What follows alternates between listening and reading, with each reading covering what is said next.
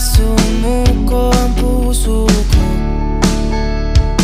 sa paulit-ulit na pagkakataon na nasaktan na bigo.